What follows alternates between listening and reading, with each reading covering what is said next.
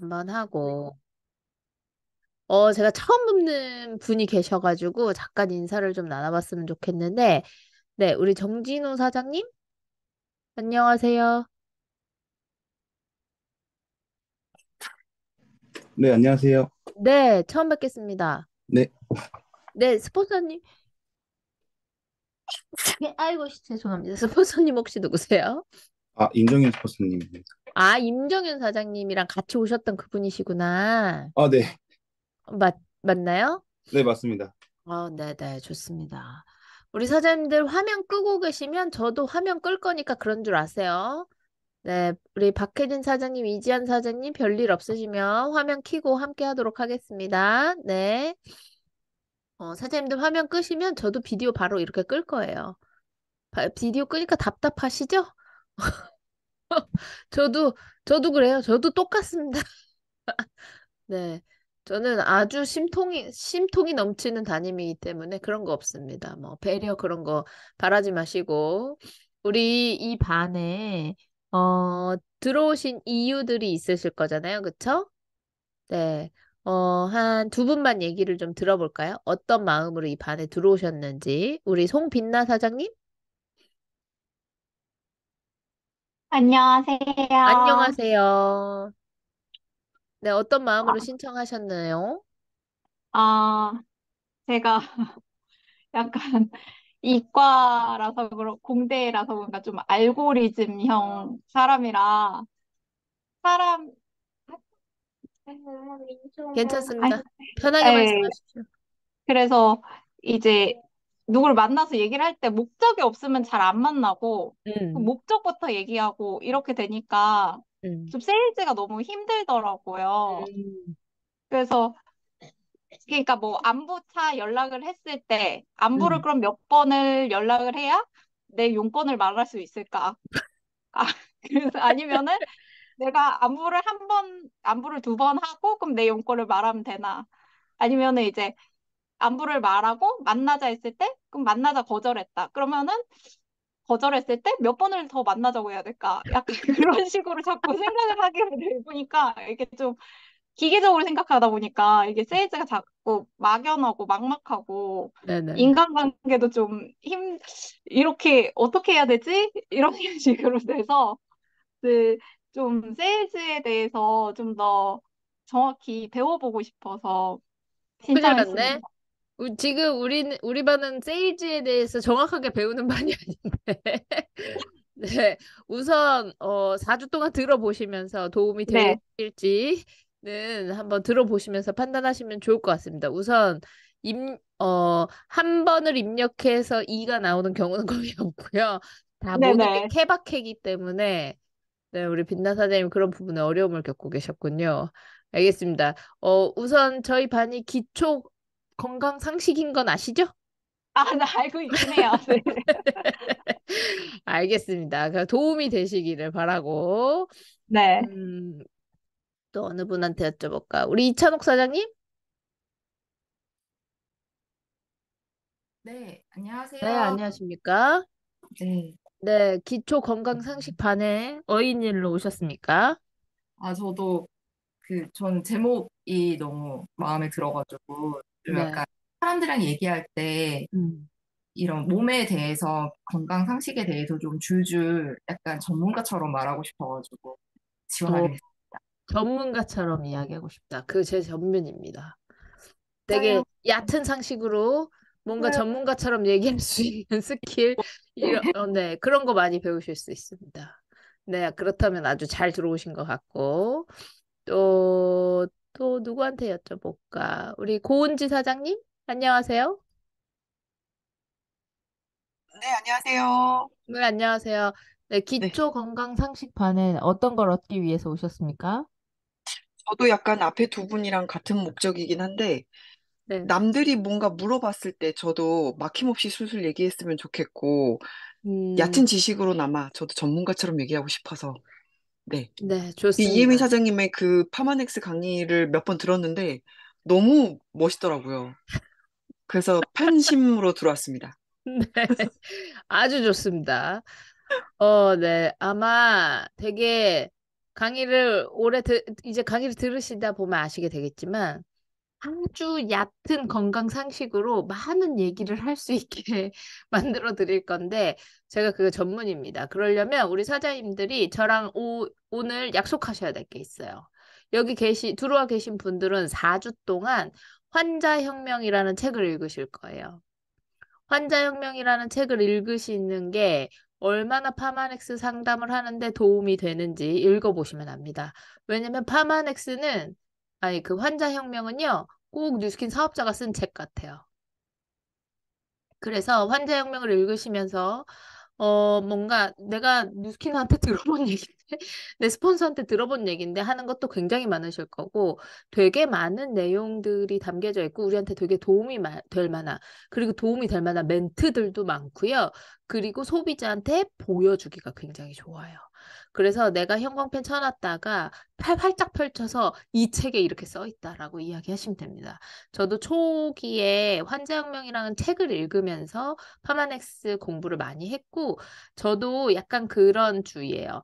어, 기초를 좀 알아야, 아, 이 병이 왜 생겼지? 이건 왜 그러지? 이건 왜 그러지? 거꾸로 막 타고 올라가다 보니까 되게 많은 공부를 하게 됐고, 그때 그 환자혁명을 쓴 그 작가의 유튜브로 공부를 하기 시작했거든요. 그래서 저한테 되게 도움이 많이 됐어요. 그래서 우리 사장님들도 그 책을 가지고 4주 동안 공부를 하시는 겁니다. 그래서 저희가 매 주차별로 환자혁명을 어디서부터 어디까지 읽고 내가 가장 기억에 남는 부분을 체크해서 올리는 게 저희의 과제예요. 1지부터 4주차까지 어느 파트를 제가 매번 읽으라고 알려드릴 거고 그 파트에서 내가 가장 인상적이었거나 아니면 이거는 내가 꼭 외워봐야겠거나 그러니까 각자 개인별로 다 다를 거거든요. 와닿는 것들이. 그래서 그것들을 체크하시면서 같이 함께 나눠보는 게 우리 4주 동안의 숙제입니다. 아셨죠? 혹시 내가 환자혁명 책이 아직 없다 하시는 분 계신가요? 이 시간 끝나고 바로 쿠팡에서 주문하시면 내일 받으실 수 있으니까 이 시간 끝나자마자 쿠팡에서 주문하시는 걸로 하고 오늘은 PPT가 준비되어 있는 것 중에 시간이 허락하는 만큼 진행을 해 볼 거고, 우선 한 1주차, 2주차, 3주차까지는 저 혼자 말을 많이 하게 될 것 같아요. 그리고 중간중간 사장님들이 많은 질문을 좀 해주셨으면 좋겠거든요. 이해가 안 되거나 하시면 바로 마이크 키시고 그냥 막 물어보셔도 괜찮습니다. 중간에 막 끊고 물어보셔도 되니까 이런 거 물어봐도 되나? 이런 거 신경 쓰지 마시고 그냥만 물어보세요. 모르고 넘어가는 것보다 훨씬 나아요. 그러니까 그냥 끊고 막 물어보십시오. 아시겠죠? 그러면 이제 PPT 공유하고 시작해 볼게요. 자, 화면 2. 화면 잘 보이시나요? 네. 화면 잘 보이실 거라고 생각하고 진행하도록 하겠습니다. 자, 이제 우리 사장님들이 가장 흔하게 만날 수 있는 질환이 혈관과 혈액에 관련된 질환이에요. 우리가 어쩔 수 없이 이제 뭐 거점을 하시는 분도 계실 거고 안 하시는 분들도 계실 거고 거점을 하든 거점을 하지 않든 상관없이 내가 뭐 누구를 만나던 간에 내 친구가 있거나 아니면 뭐 아는 언니가 있거나 뭐 부모님의 친구이거나 뭐 부모님이거나 친척이거나 기타 등등 누구를 만나도 지금은 혈관 질환이 모두 다 있습니다. 그리고 40대만 넘어가도요, 당뇨, 고혈압, 고지혈증, 콜레스테롤, 이거 중에 하나는 무조건 있다고 보시면 돼요. 그러면 우리가 먼저 고지혈증, 그리고 고콜레스테롤, 고혈압, 최소한 이거 세 개는 구분을 할 줄 알아야 되잖아요. 그렇죠?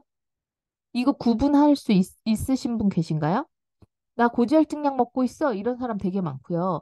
콜레스테롤 약 먹고 있어. 이런 사람 되게 많고요. 그쵸? 나 고혈압이야. 이런 사람 되게 많아요. 근데 우리 사장님들이 이거 세 개를 구분할 수 있냐는 거예요. 그래서 이거 세 개를 구분하는 거 먼저 배워볼 거예요. 지금은 전 인류의 80% 이상이 심혈관계 질환을 가지고 있거나 가질 예정이거나 하는 사람들이래요. 그럼 우리가 10명을 만나면 8명은 이미 혈관과 혈액에 문제가 생겼다라고 볼 수 있겠죠. 우리가 10명을 만났는데 그중에 8명은 고혈압 환자가 될 확률이 80%라는 거죠. 그러니까 우리가 이걸 알아야 돼요. 그쵸? 자, 고지혈증은 가장 초기적인 단계예요. 이 80%가 심혈관계 질환이 생긴 첫 번째 이유가 뭐냐? 너무 현대인들은 지방을 많이 먹어요. 지방을 과다하게 섭취하는 게 가장 큰 원인이에요. 우리가 생각해보면 음식에 지방이 굉장히 많은데 그런 지방이 많은 음식들을 많이 먹으면서 문제가 되기 시작하는 거거든요. 그래서 고지혈증은 말 그대로 자, 이거 보시면 그림을 그려놨는데 요게 혈관입니다. 요게 혈관이고요. 요게 이 동그라미가 이제 적혈구라고 생각하시면 되겠죠. 이 중성지방이라고 하는 몸속에 들어가서 녹지 않는 지방이 혈액 속에 많아지면 고지혈증, 높을 고, 기름 지자죠? 말 그대로 기름이 많은 피가 되는 게 고지혈증이에요. 이 고지혈증은요, 지방을 많이 먹어서 생기는 경우도 있고, 유전의 요인이 굉장히 큽니다. 그래서 마른 비만들 있죠. 되게 말랐어. 막 45kg도 안 돼. 근데 고지혈증인 경우 되게 많아요. 근육이 없어서 그러거든요. 그런 마른 비만들한테도 굉장히 많이 찾아오는 병이고 고지혈증은 유전적으로 굉장히 많이 가지고 있습니다. 그래서 부모님이 고지혈증이거나 부모님이 콜레스테롤 약을 먹고 있거나 하면 그 자식이 고지혈증에 걸릴 확률이 굉장히 높아집니다. 자, 고지혈증부터 시작이에요. 그럼 내가 평상시에 피에 기름이 많아. 그럼 어떻겠어요? 피가 당연히 끈적거리겠죠. 피에 기름이 많아지니까. 피가 물처럼 이렇게 묽어야 되는데 피에 기름이 많이 섞여 있으면 피가 끈적거려지는 거예요. 그게 고지혈증이에요. 이해되시죠? 자, 그 다음에 고콜레스테롤증은 뭐냐면요. 자, 이 중성지방 때문에 이 끈적해진 피들끼리 이렇게 뭉치는 거예요. 우리 이렇게 뭉치는 거 뭐라고 부르죠? 혈전, 피떡, 피덩어리, 피떡이 생긴다, 혈전 생긴다 이런 얘기 많이 들어보셨죠? 고콜레스테롤증은 저렇게 피가 뭉치는 현상이 일어납니다. 그러면 저렇게 피가 뭉치게 되면 무슨 일이 생기냐? 모세혈관, 아주 미세한 모세혈관들이 저런 피떡이 끼면 막히겠죠. 막히는 거예요. 그래서 혈액순환에 문제가 생기고 그 피떡이 좀 덩어리가 커져서 큰 혈관을 틀어 막게 되거나 하면 아주 심각한 문제들이 되겠죠. 그래서 저런 피떡이 생기는 걸 고콜레스테롤이라고 해요. 자, 콜레스테롤을 어디서 만들어요? 다들 아시죠? 자, 간에서 만듭니다. 사람의 콜레스테롤은요, 간에서 만들어요. 간. 자, 이렇게 생각하시면 돼요. 사람이 만들면 호르몬, 사람이 못 만들면 비타민, 미네랄. 이렇게 생각하시면 돼요. 그래서 사람이 만들지 못하기 때문에 비타민은 먹어야 되는 거고, 호르몬은 사람이 만들 수 있는 거예요. 그래서 비타민이 없으면 당장 죽진 않지만, 호르몬은 몸 곳곳에 수백 가지의 호르몬이 나오거든요. 근데 그 호르몬들 중 그 호르몬들이 각자 다 역할이 있어. 근데 그 역할들 중에 하나만 문제가 생겨도 굉장히 치명적인 문제를 만들게 돼요. 우리가 제일 잘 아는 호르몬이 뭐예요? 인슐린 이런 거. 인슐린 다들 아시죠? 여자분들은요? 에스테로겐 다 아시죠? 이런 게 호르몬이에요. 이런 에스테로겐 하나만 없어도 여자들은 문제가 생기고, 그쵸? 그래서 여자들 에스테로겐이 자꾸 줄면 뭐가 와요? 갱년기가 오잖아요. 생리가 끊어지고. 그러면서 막 병이 오죠. 이런 몸에서 아주 중요한 역할을 하는 애들은 몸이 직접 만들어낸다. 그게 우리가 부르는 호르몬이라고 하는 애들이에요. 이 호르몬이라고 하는 애들은 당장 없으면 바로 즉각적으로 문제가 생기고 생명에 지장을 주더라. 이 콜레스테롤도 그런 호르몬의 일종이라고 생각하시면 됩니다. 그래서 이 호르몬은 어디서 만든다? 간에서 만든다. 그리고 호르몬, 우리 콜레스테롤 종류가 뭐 좋은 거 있고 나쁜 거 있다 이렇게 알고 계시죠? HDL, 높은 거. H가 하이예요, 하이. LDL, 낮은 거. 로우예요, 로우. L. 그래서 HDL과 LDL이라고 하는 콜레스테롤이라고 하는 게 몸에서 자연스럽게 두 개 다 만들어집니다. 두 개 다 만들어져요. 그러면 우리는 HDL은 좋은 거고 LDL은 나쁜 거야 이렇게 알고 있는데 몸에서 나쁜 걸 만드냐? 그렇지 않다는 거예요. HDL은 HDL대로 하는 일이 있고 LDL은 LDL대로 하는 일이 있습니다. 자, HDL은 무슨 일을 하냐? 기름을 녹이는 역할을 해요. LDL은요, 기름을 뭉치는 역할을 해요. 그러면 기름을 뭉치는 역할을 하는 LDL이 나쁜 거냐? 아니라니까? 나쁜 거면 몸에서 안 만들었겠지. 그죠? LDL이라고 하는 애도 할 일이 있어. 어떨 때 일을 하냐면요. 몸에 출혈이 생겼어. 혈관에 출혈이 생겼어. 그러면 어때요? 혈관을 가서 빨리 틀어 막아야 되죠. 그럴 때 LDL이 나와서 기름을 뭉쳐서 그 자리에 반창고처럼 탁 붙는 거예요. 그게 원래 LDL이 하는 일이야. 근데 대부분의 현대인들은 HDL은 기름을 녹이는 거, LDL은 기름을 뭉치게 만드는 거라고 했죠. 근데 왜 LDL이 더 많이 나오냐면 피가 별로 깨끗하지가 않아요.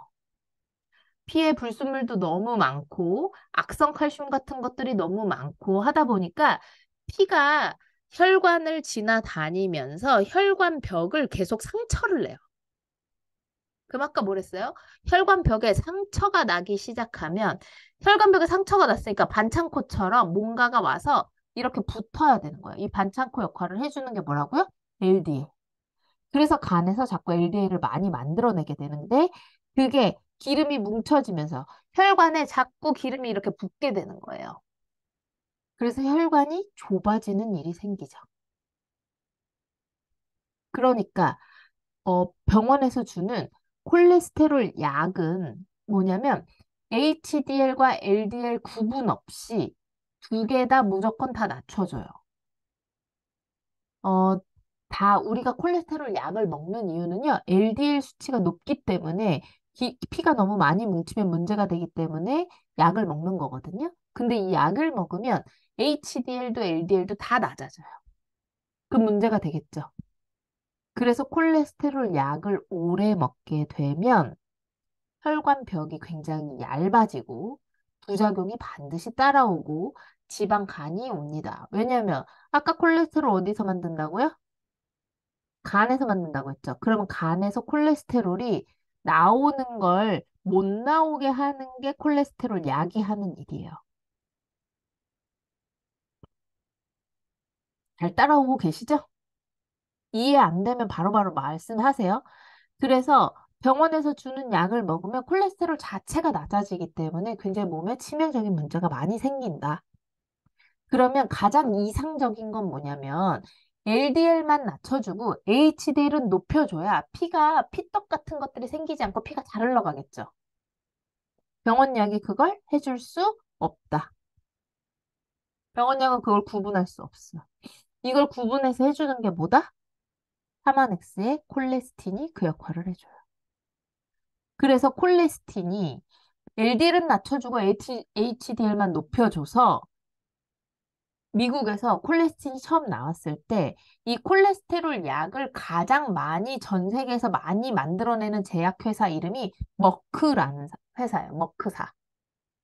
그 회사에서 우리 콜레스틴을 보고 야 저거 저 정도 효과 있으면 저거 건강기능식품 아니야. 저거 병원 약이야. 라고 소송을 걸었죠. 그래서 콜레스틴은 아무것도 하지 않았는데 사람들한테 와 저거 효과가 진짜 좋구나라고 알려지기 시작한 거예요. 그래서 콜레스테롤이 많이 심하지 않으신 분들은 콜레스틴을 한 두세 달만 드셔도 콜레스테롤 수치가 굉장히 잘 잡혀요. 근데 연세가 있거나 연세가 뭐 60대, 70대가 좀 넘으셨거나 간 기능이 많이 떨어져 있거나 하시는 분들은 콜레스틴만 드셔서는 잘 안 잡히니까 빼독을 같이 하시던가 아니면 리보포뮬러 같은 것들을 같이 드시는 게 훨씬 도움이 많이 돼요. 간 자체의 기능을 좀 올려주셔야 돼요. 지금 다들 잘 따라오고 있죠? 다 좋은 거 아니죠? 네. 자, 콜레스테롤까지 했어요. 그래서 이 콜레스테롤, 고콜레스테롤증은 뭐라고요? 피가 뭉쳐서 피떡이 생기는 증상이 고콜레스테롤증이다. 그럼 여기서 더 심해지면 뭘로 간다? 고혈압으로 간다. 자, 저렇게 피떡이 혈관 벽에 붙어서 이 혈관 길 자체를 좁아지게 만드는 거예요. 그게 고혈압이다. 이해되시나요? 그럼 혈관 길이 좁아졌어. 우리 운전하시는 분들은 아시죠? 갑자기 16차선에서 4차선으로 확 줄어. 그럼 무슨 일이 생겨요? 병목 현상이 생기면서 차가 어마어마하게 막히잖아요. 혈관도 똑같습니다. 갑자기 넓은 길에서 길이 확 좁아졌어. 그러니까 피가 지나다닐 수가 없겠죠. 근데 고혈압들은 대부분 고지혈증이나 고콜레스테롤증을 가지고 있기 때문에 피가 또 가뜩이나 끈적거려. 근데 혈관 길은 좁아져 있어. 그러니까 피가 잘 지나가질 못하는 거예요. 그래서 심장에서 펌프질을 한번 해서 이 피를 한번 돌려줘야 되는데 이 돌려주는 역할을 할 때 길이 좁아져 있으니까 피가 잘 가지 못하니까 어떻게 해요? 심장에서 더 세게 펌프질을 하는 거 그게 고혈압이에요. 내가 지금 설명을 어마어마하게 잘하고 있어. 다들 이해되시죠? 그게 고혈압이야. 말 그대로 혈압이 더 높아진 상태. 그러면 심장이 세게 뛰면 뭐가 문제가 생기냐? 사람이 운동을 하면 근육이 튼튼해지죠. 그래서 좋은 거다라고 알고 있지만 심장은요, 무리하게 운동을 하게 되면 심장이 비대해지기 시작하면서 문제가 생겨요. 그래서 고혈압이 위험한 겁니다. 그리고 고혈압이 걸리게 되면 고혈압 약을 먹는 이유는 뭔지 아시나요? 혈관이 터질까 봐. 심장에서 그렇게 펌프질을 너무 해서 혈관이 막힐까 봐 이 고혈압으로 계속 이렇게 힘을 줘가지고 펌프질을 막 하잖아요. 그럼 혈관이 저렇게 삐떡이 막혀져 있으면 혈관이 터지거나 막히거나 막 이럴 거 아니에요. 이런 문제들이 생길까 봐 고혈압 약을 먹는 거거든요. 이 고혈압 약은 어, 치료가 아니라 그냥 그 증상을 이 혈압이 높게 된 증상 자체를 낮춰주는 거기 때문에 치료가 안 돼요. 그냥 그 증상만 없애는 겁니다. 그래서 이 고혈압 약에 대한 건 다음 시간에 할 거거든요. 우선 이것들을 구분하실 수 있으면 돼요. 고지혈증, 고콜레스테롤, 고혈압을 구분하실 수 있으면 돼요. 그래서 이거를 종이를 펴놓고 혈관 그림을 그리면서 설명해 주잖아요. 그럼 소비자들이 엄청 좋아해요. 아, 내 병이 이런 거였어 이래요. 왜냐면 본인들도 본인이 자기가 고지혈증인데 고지혈증이 뭔지 몰라. 콜레스테롤 약을 먹고 있는 본인이 콜레스테롤 약을 왜 먹는지 몰라요. 자기가 고혈압을 먹고 있는데 그 고혈압 약을 왜 먹는지 모른다니까. 그래서 그런 것들을 종이를 펴놓고 설명해 드리면 되게 좋아합니다. 자, 그리고 나서 이제 당뇨를 볼까요? 당뇨? 자, 당뇨는 뭐냐면요. 자, 말 그대로 당이라고 하는 게 소변으로 나오는 게 당뇨예요. 단오줌이라는 뜻이잖아요. 그쵸? 이 당뇨가 왜 생기냐? 사람이 음식을 먹으면 이 포도당이라고 하는 성분으로 바뀌죠. 탄수화물이 포도당으로 바뀐단 말이에요. 당. 그럼 이 당이 우리 사람은 세포로 이루어진 동물인데 이 세포 안으로 들어가서 에너지로 쓰여요. 그러니까 자동차로 치면 휘발유의 역할을 하는 게 당이야. 그러니까 당연히 당이 있어야 되죠. 왜냐면 세포가 일을 하려면 휘발유가 있어야 되잖아요. 휘발유가 없으면 세포가 일을 할 수 없잖아요. 그쵸? 그래서 당이 이 안으로 쏙 들어가가지고 세포 안에 미토콘드리아라고 하는 배터리가 있는데 그 배터리의 연료가 되는 게 당이에요. 당. 다시 세포 안에는 미토콘드리아라고 하는 배터리가 있다. 근데 이 배터리의 연료가 뭐라고요? 당. 그래서 이 당이 세포 안으로 쏙 들어가야 이 미토콘드리아가 당이라는 걸 먹고 힘을 내서 일을 한다. 에너지를 낸단 말이에요. 사람은 그래서 움직일 수 있고 에너지가 나오는 거야. 자, 근데 당뇨는 뭐냐면요.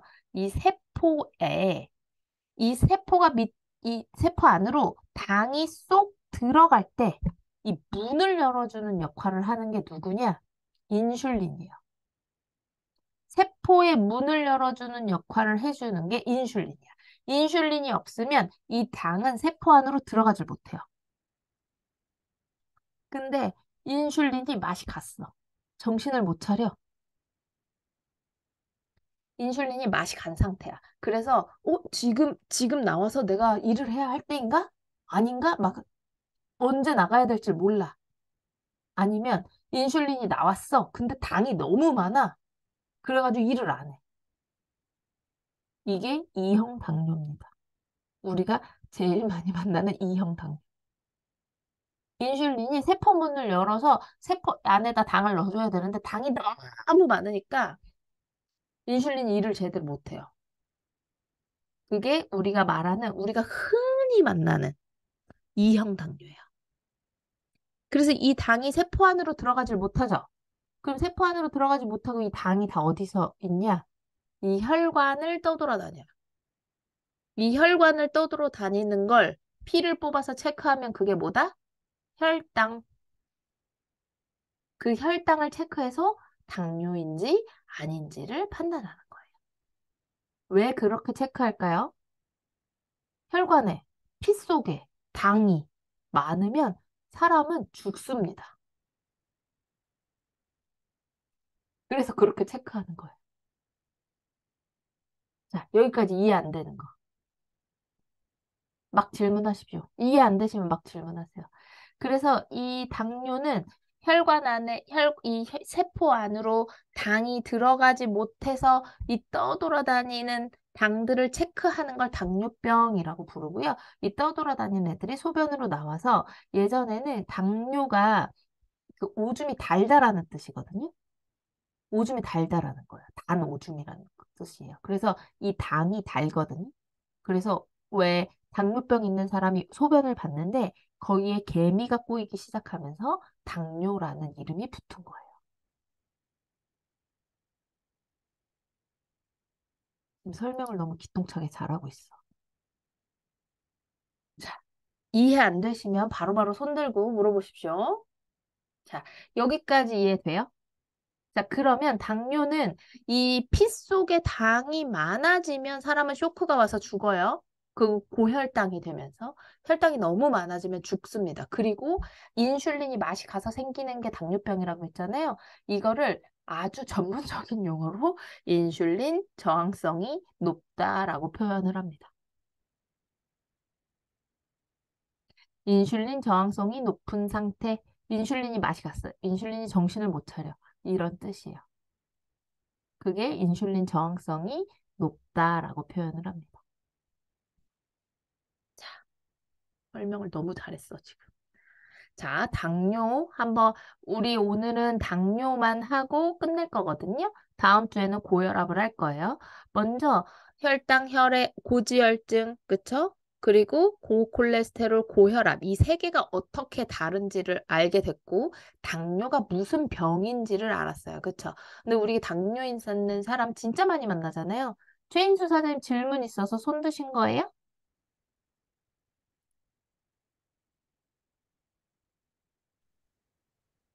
콜레스테롤 약을 꾸준히 먹으면 당뇨가 온다 그러잖아요. 콜레스테롤 약을 꾸준히 먹으면 당뇨가 오는 게 아니라 네. 이 앞에서 보여드린 이 혈관 질환이 있으면 당뇨에 걸릴 확률이 되게 높아져요. 콜레스테롤 약을 꾸준히 먹게 되면.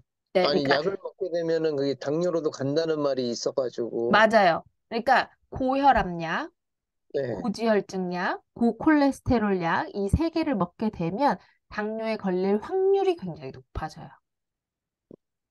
왜냐면 이거 다 이런 세포들이 다 이 혈액 속에 있잖아요. 혈액 안에 있는, 그러니까 혈액이 세포 안에다가 에너지랑 산소랑 이런 것들을 넣어주는 역할을 하는 애들이잖아요.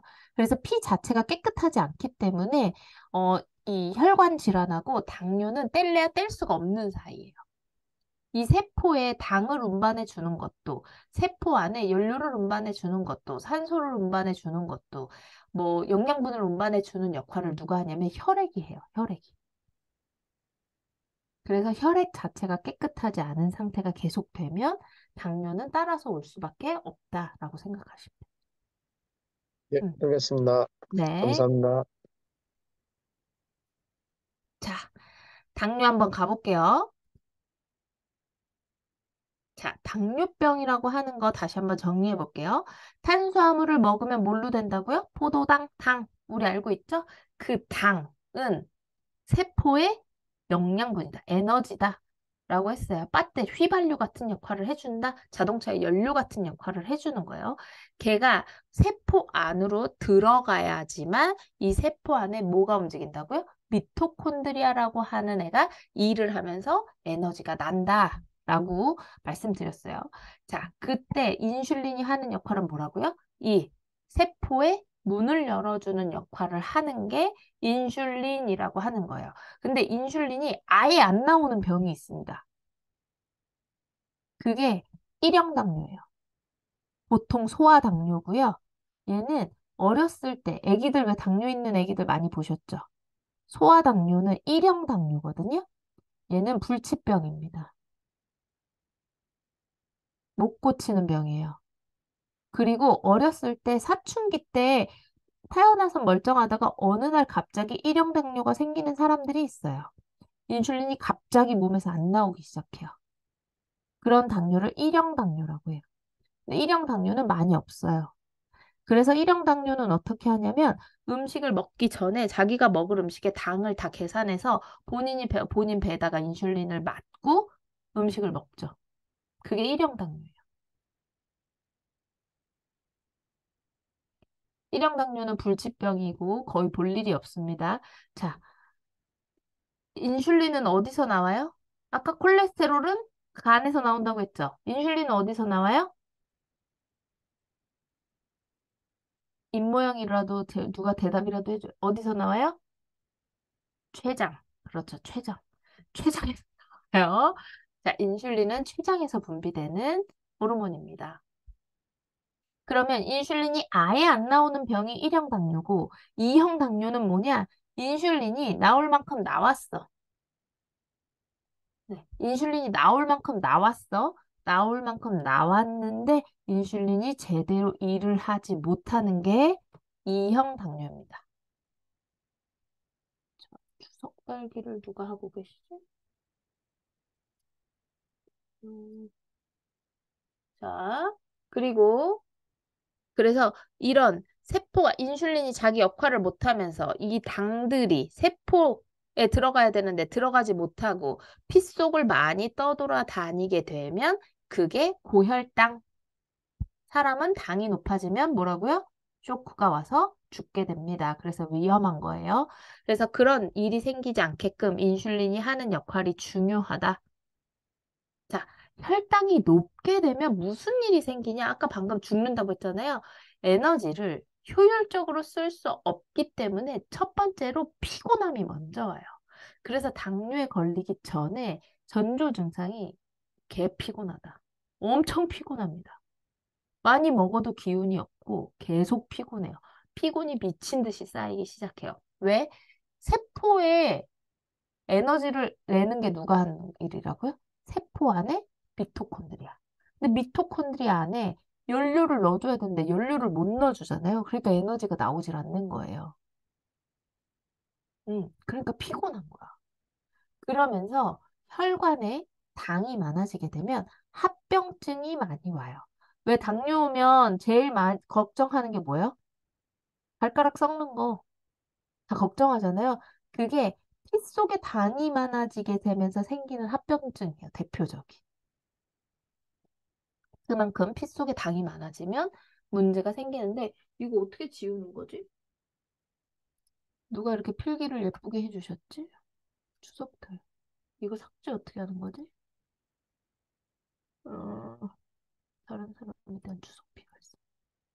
저거 삭제 어떻게 하는 거야? 이거 어떻게 삭제하는 거지? 삭제가 안 되네.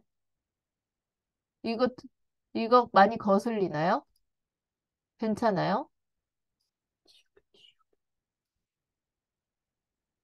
안 지워져. 지워지질 않아. 자, 그냥, 전 글씨가 안 보이거나 그러진 않죠? 네, 그럼 바로 진행할게요.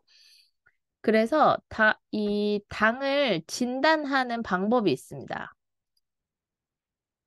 이 이 당을 먼저 당신은 당뇨예요 라고 진단할 때 병원에서 피를 뽑아가지고 그 사람의 혈당, 공복 상태, 그러니까 뭔가 입안으로 뭐가 음식이 포도당이 들어가서 탄수화물이 들어가서 걔가 당으로 변환돼가지고 뭔가 세포 안으로 들어가야 되는데 세포 안으로 들어가지 못하니까 피 속에 당이 많아진 상태를 우리가 피를 뽑아서 혈당이란 걸 체크한다고 했잖아요.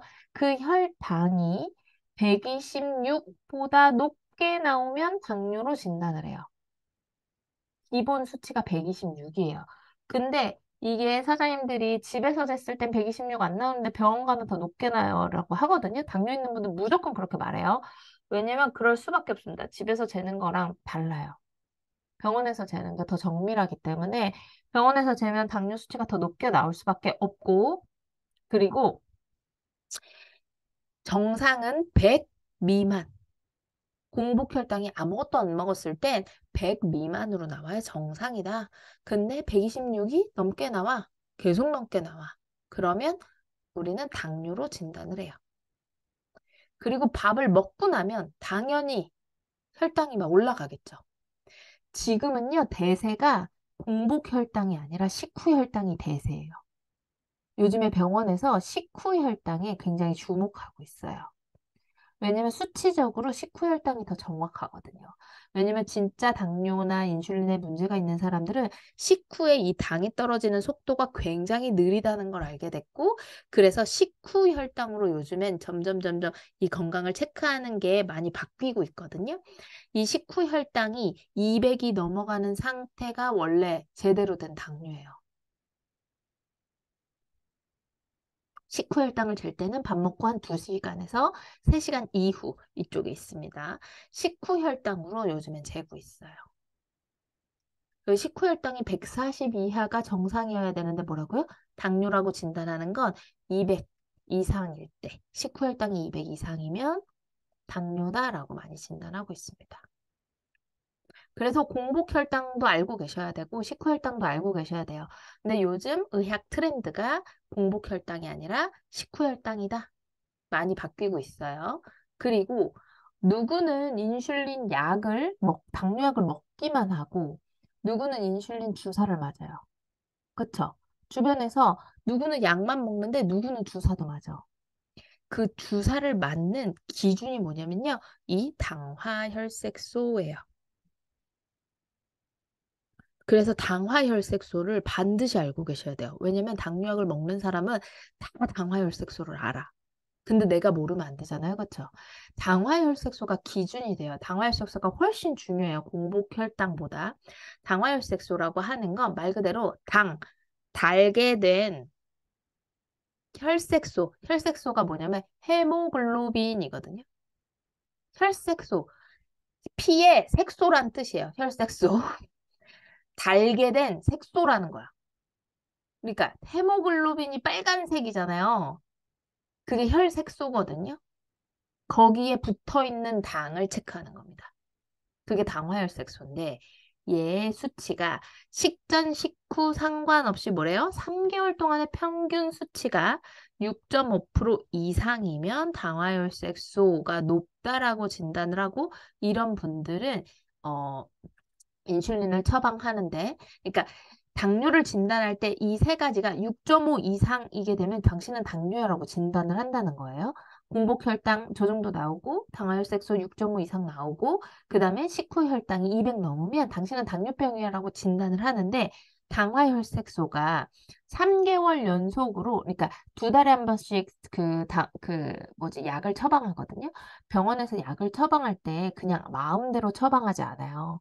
검사를 3번 해서 3번의 평균 값이 어느 정도 이상이게 되면 약 수치를 올리게 되고 그런 수치별로 점수가 있습니다. 그래서 그 점수를 넘게 되면 당뇨약을 뭐 한 알 먹던 사람이 2알 먹게 되고 그리고 어느 정도 수치가 올라가게 되면 당뇨약만 먹던 사람이 인슐린을 처방하게 되고 이렇게 처방하는 거거든요. 내과 의사들이 그렇게 약을 처방해요. 처방할 때.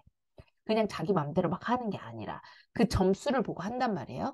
근데 어쨌든 당화혈색소가 6.5% 이상이 되면 이 사람은 당뇨다라고 진단을 하고 그 상태에서 이 당화혈색소가 8.5%가 2개월에 한 번씩 피검사를 했을 때 8.5, 8.5, 8.5가 넘으면 인슐린을 처방해요. 주사로. 그래서 그러니까 3번을 체크해서 8.5, 8.5, 8.5만 원가 넘으면 이 사람한테 주사로 맞는 인슐린을 처방한다. 그래서 당화혈색소 수치를 알고 있는 건 되게 중요합니다. 자, 혈색소, 피의 색깔을 내는 혈색소, 헤모글로빈이라고 하는 거가 헤모글로빈에 이렇게 당이 붙는 거예요. 이렇게 당이 붙어 있는 상태를 재는 걸 당화혈색소라고 하고 이게 우리 공복혈당, 식후혈당보다 훨씬 더 정확한 수치예요. 왜냐면 얘는 막 하루아침에 변하지 않아. 왜냐면 당뇨는요, 하루아침에도 변해요. 내가 오늘 아침 쫄쫄 굶었어. 그리고 나서 병원 가잖아요. 그럼 공복혈당 뚝 떨어져요. 그리고 병원 가기 한 3일 전부터 식단 관리 하잖아요. 그러면 당이 쭉 줄어들어요. 그래서 아줌마들 보면 우리 엄마도 그렇고 병원 가기 한 3, 4일 전부터는 식단 관리를 해요. 단 거 안 먹고. 그러면 당이 좀 떨어지거든. 근데 이 당화혈색소는 속일 수가 없어. 2, 3개월에 그게 누적돼 있는 수치거든. 그래서 이런 것들이 계속 나오게 되고, 이 당화혈색소가 2, 3개월 동안 계속 이 3번 검사해서 어느 정도 수치 이상이 되면 이 사람한테는 인슐린을 처방하게 되는 아주 중요한 지표가 되기 때문에 당화혈색소의 개념에 대해서 알고 있고 이 당화혈색소가 6.5 이상이면 이 사람 당뇨구나 라고 생각하시고 8.5가 3번 넘게 나오면 인슐린을 맞아야 된다라고 생각하시면 됩니다. 자, 합병증 볼게요. 합병증. 무슨 합병증이 오냐? 자, 보면 당뇨가 있는데요. 여기에 나와 있는 모든 병이 뭐냐면 다 혈관 질병이에요. 아까 인수 사장님이 말씀하셨죠. 뭐 콜레스테롤 약을 먹으면 당뇨가 온다는데 그게 맞아요? 인슐린 저항성이 높아지면 혈관 질환이 오기 때문에 당뇨병이 올 수밖에 없습니다. 다시, 인슐린 저항성이 높아지게 되면 혈관 질환이 생길 수밖에 없어요. 그럼 아까 말했던 고지혈, 고혈압 이런 게 생길 수밖에 없고 이런 것들이 지속되면 당뇨가 올 수밖에 없다. 자, 망막증 이런 게 뭐냐면 아까 뭐라 그랬어요? 이런 혈관이 사람은 막 대동맥 이렇게 큰 혈관만 있지 않아요. 사람의 혈관의 50% 이상은 다 모세혈관. 아주 미세해요. 특히 눈과 연관되어 있는 혈관, 눈에 연결되어 있는 혈관은요, 머리카락보다 더 가늘어요. 엄청 가늘단 말이에요. 그런데 이런 가느다란 혈관이 얼마나 잘 막히겠어요. 그렇죠? 이런 막혀 있는 혈관이 계속 이 당 때문에 데미지를 입는 거예요. 그러니까 시력부터 안 좋아지고 망막에 이상이 생기면서 결국에는 실명하게 되죠. 나는 당뇨가 걸렸는데 실명하는 거예요. 그리고 이 손끝, 발끝으로 가면 갈수록 혈관이 굉장히 얇아요. 진짜 좁아요. 모세혈관이라. 그쵸? 그런데 이 피 속에 당이 많아지면 뭐 이런 혈관들이 데미지를 계속 입고 피가 전달이 안 되기 때문에 손가락, 발가락이 썩는 거예요. 당연히 신장에는 문제가 생기겠죠? 족부 변병이 발가락 썩는 거. 말초신경병증이 손가락 끝에 썩는 거예요. 손가락 끝에 마비 온다거나, 손가락 끝에 감각이 없다거나. 뇌경색 당연히 오겠죠? 머리에도 다 모세혈관이니까. 동맥경화증, 뭐, 말할 것도 없어요. 그러니까 지금 보면 당뇨로 인한 합병증은 다 뭐예요? 혈관 질환이에요. 전부 다. 성기능 장애 왜 생기게요?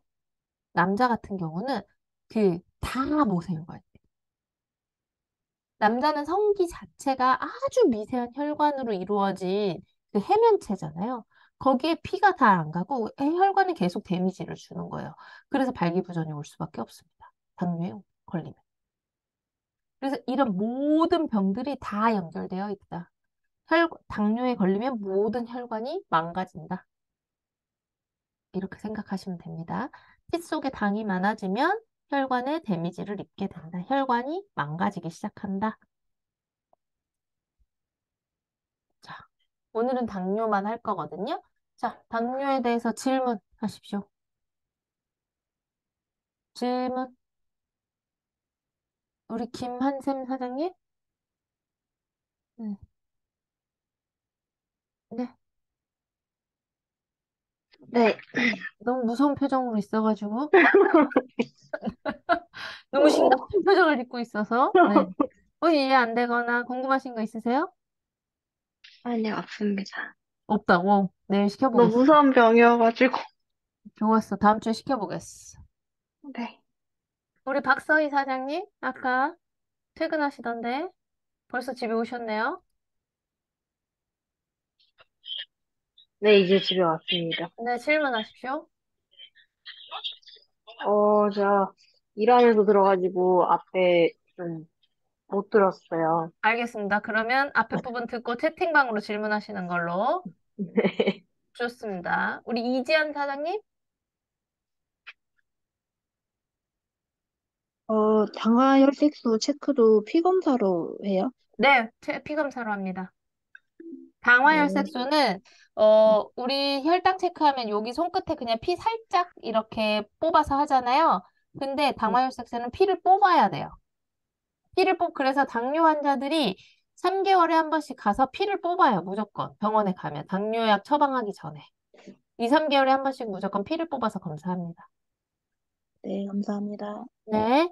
저탄고지가 당뇨에 도움이 안 되겠죠? 고지는 무조건 안 됩니다. 이 지방이라고 하는 게 이 저탄고지를 오해하시는 분들이 되게 많은데 고지를 드시려면요. 이 지방이 굉장히 좋은 지방이어야 되잖아요. 삼겹살 기름 이런 거 드시면 절대 안 돼요. 그냥 뭐 버터, 우유 이런 지방 드시는 것도 이 버터가 어떤 버터여야 되냐면요.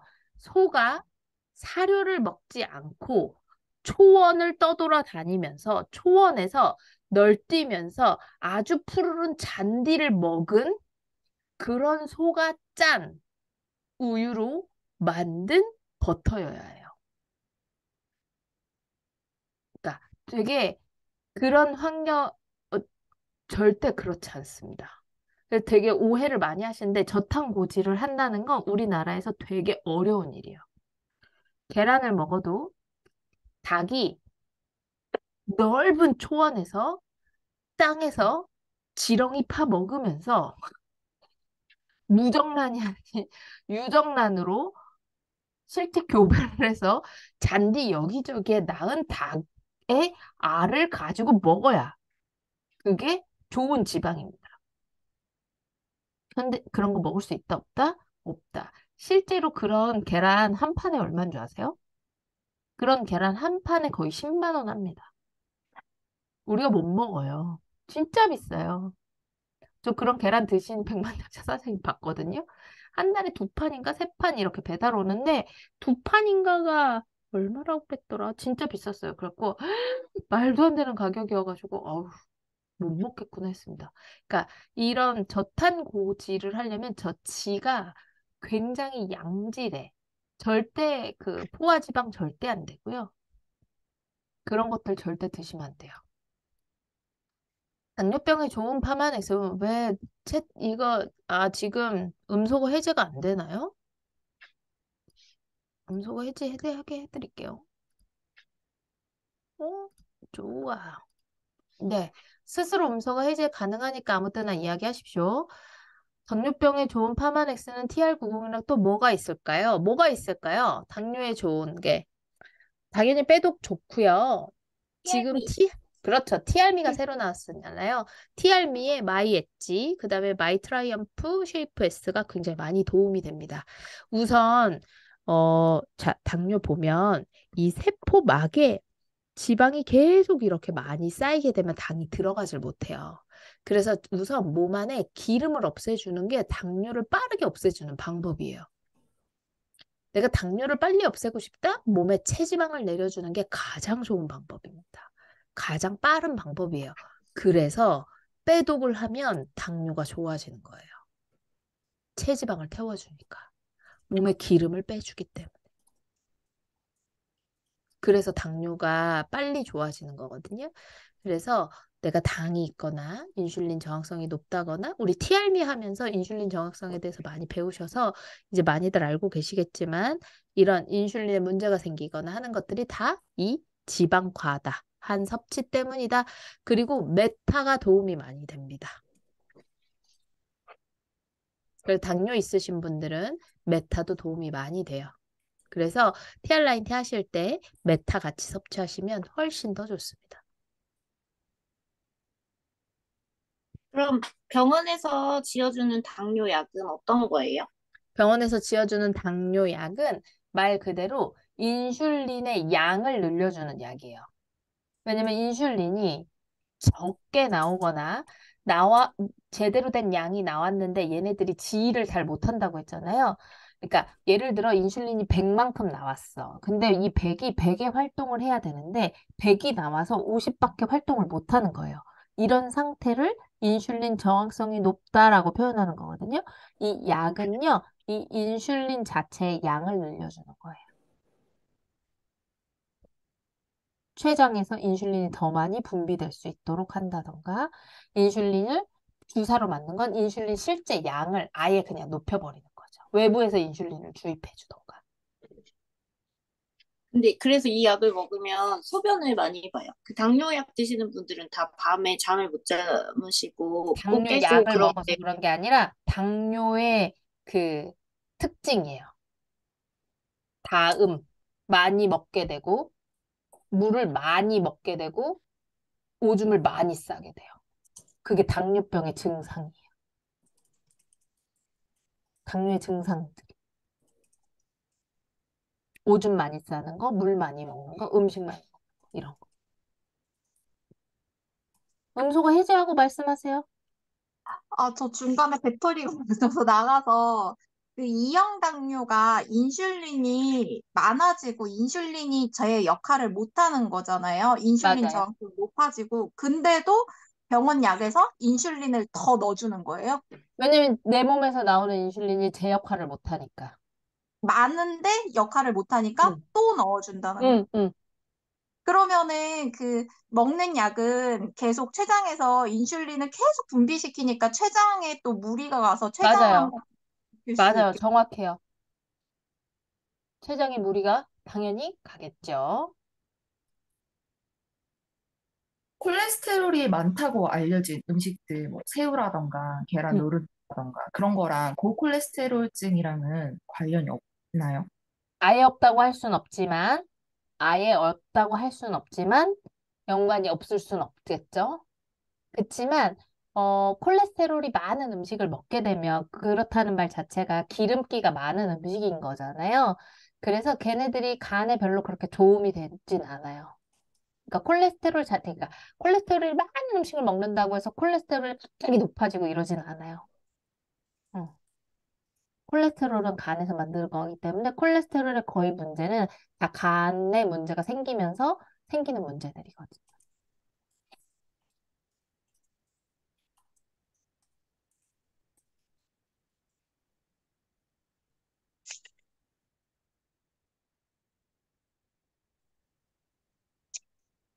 또 질문하십시오. 질문 없죠? 55분이야. 이제 칼같이 끝낼 건데, 당뇨를, 어, 당뇨에 대해서 좀 많이 아셔야 되는 이유가 우리가 지금 당뇨를 너무 많이 만나요. 그리고 당뇨의 진단을 받지 않는다 하더라도 인슐린 저항성이 높은 사람들을 많이 보게 됩니다. 그쵸?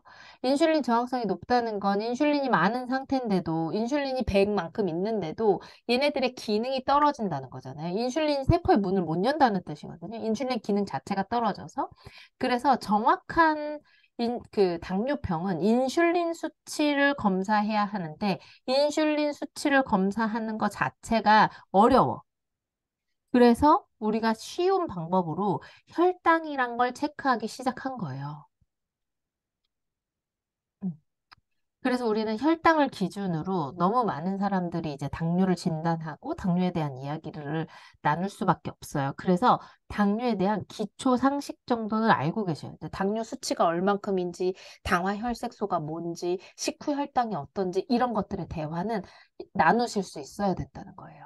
그리고 당뇨의 증상이 많이 먹고 많이 싸고 물을 많이 먹게 되는 증상이 다 그렇게 이게 당뇨의 증상이거든요. 증상. 이게 약을 먹어서 생기는 부작용이 아니라 원래 당뇨가 가지고 있는 증상들이에요. 그리고 이 당뇨병이라는 거 자체가 원인이 지방을 너무 많이 먹어서 생기는 병이기 때문에 치료를 그럼 어떻게 해야 돼요? 지방을 안 먹거나 몸에 있는 지방을 빼주거나 없애주거나 하는 게 원인 치료가 되는 거죠. 원인 치료. 근데 원인이 치료되지 않는 거예요. 당뇨 약은 원인 치료가 아니야. 그러니까 당뇨비 약을 아무리 계속 먹어도 당뇨가 좋아지지 않는 거예요. 그래서 빼독이 효과가 있는 거다라는 겁니다. 이해되시죠? 오케이. 혹시요, 네. 이런 질문을 해도 되겠 이 인슐린 저항성이 있으면 우리 몸에 이게 지젖이 많이 난다 그러잖아요. 네네네. 근데 만약에 이 인슐린 저항이 좋아지면 궁금해서 그러는데 오늘 손님이 그걸 물어보더라고요. 지젖이 스스로 없어지기도 하나요? 네, 없어지기도 하고, 그리고 예. 개수가 줄기도 하고, 줄어들더라고요. 그 아, 사이즈 실제로요? 같은 게. 네, 아, 많이 좋아지던데요? 그래요? 네. 아, 그걸 물어봐가지고 나는 그러니까 막 피부과가 좀, 완벽하게 다 떨어지고 막 이런 건 모르겠는데, 확실히 예. 좋아지는 것 같아요, 증상이. 아, 네. 더 생기진 감사합니다. 않더라고요. 아, 네. 네? 질문. 그러면은 당뇨나 뭐 그러니까 저탄고지에서는 계속 탄수화물만 안 먹으면 된다. 좀 그런 식으로 가더라고요. 지방은 문제가 없고 탄수화물만 줄이면 된다. 정제 탄수화물만 줄이면 된다. 자꾸 그렇게 가더라고요. 그 정제 탄수화물만 줄이면 된다라고 하는 것도 맞지만, 그 지방이 아까도 말했지만, 불포화 지방이어야 한다. 포화 지방을 먹으면서 저탄고지를 하면 저 세상에 갈 수 있다. 이렇게 생각하시면 됩니다. 그리고 불포화 지방이라 하더라도 불포화 지방이라고 하는 게 포화 지방과 불포화 지방 어떻게 나누는지 아시죠? 몰라요. 자, 모르겠어요. 불포화 지방이 몸에 좋은 건 아시죠? 예, 네, 불포화 지방이 몸에 좋은 거고 포화 지방은 몸에 안 좋은 거야. 우선 그건 알죠? 네. 자, 불포화 지방은요, 몸에 들어가도 굳지 않는 지방이 불포화 지방이에요. 그럼 포화 지방은 몸에 들어가면 굳는 지방이 포화 지방입니다. 그러면 기름이 어떨 때 구워요? 자, 우리 삼겹살 굽죠? 그러면 시간 지나면 온도가 떨어지면서 기름이 굳어버리죠. 하얗게. 맞아요? 예, 자, 내 몸 안에 들어가도 이 기름이라고 하는 애가 만약에 굳어. 그쵸? 그러면 이거는 포화지방이고, 안 굳어. 이런 불포화지방이죠. 맞아요? 예, 네. 자, 음, 고기로 치면 이런 거예요. 오리 같은 애들은, 오리. 아, 그리고, 오리는 불포화지방이에요. 대표적인. 왜 그러냐면, 오리는 체온이 낮아. 애들이 물에 살잖아요. 그쵸? 그래서 음, 사람보다 체온이 낮아. 그래서 사람의 온도에 36도, 5도에 기름이 녹아.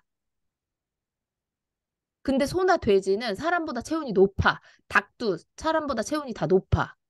그래서 그 기름은 몸 안에 들어오면 굳어. 사람 몸이 더 차가우니까. 자, 근데 불포화 지방이라고 해서 다 좋냐? 그렇지 않다는 거예요. 우리 음식할 때 쓰는 식용유 이런 애들 다 녹아져 있죠. 상온에서 다 굳지 않잖아요. 그쵸? 사람 몸에 들어가도 굳지 않아.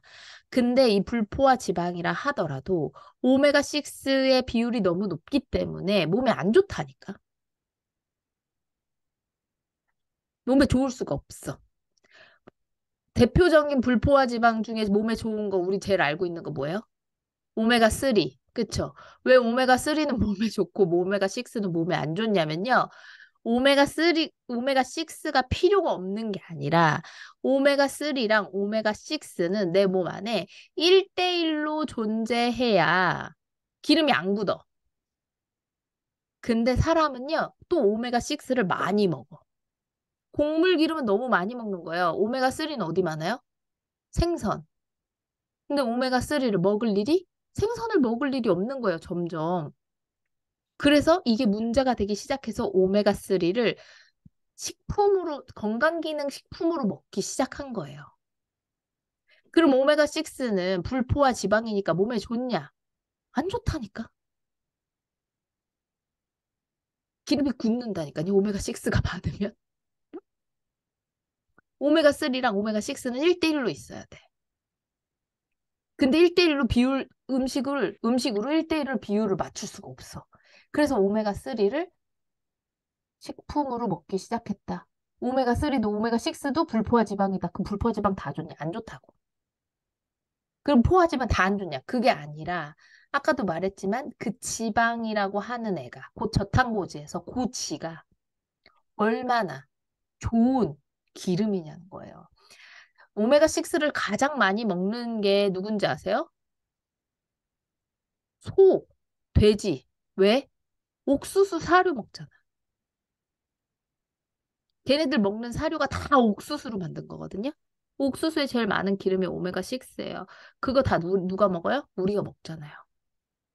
그래서 문제가 되는 거라고. 알겠죠? 그래서 저탄고지를 잘못하면 저세상 갈 수 있다. 그 지를 하려면, 저탄고지를 하려면 아주 양질의, 아까도 말했지만 소를 어디서 키워야 된다고요?